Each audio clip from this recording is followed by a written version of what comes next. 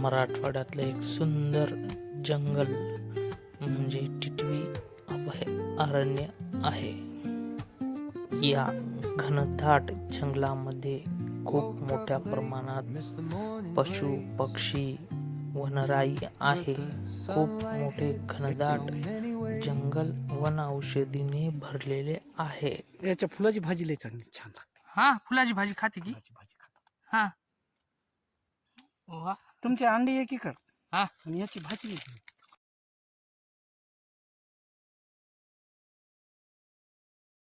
रोगराई पसरल्यामुळे एकेकाळी ते उठून नदीकाठी पुढे सरकले. आज त्या गावाचे नाव खरबी आहे.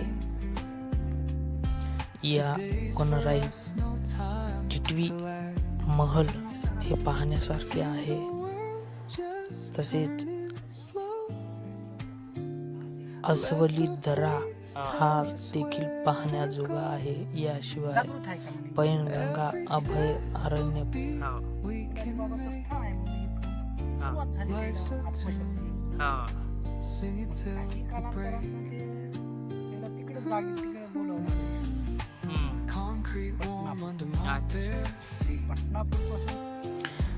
पैनगंगा हे नदीचे पात्र विस्तारित आहे.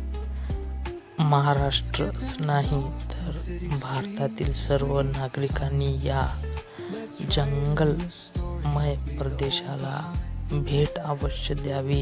येथील प्राणी, वनस्पती आणि ऐतिहासिक पर्यटन स्थळे पाहावी, जरूर पाहावी.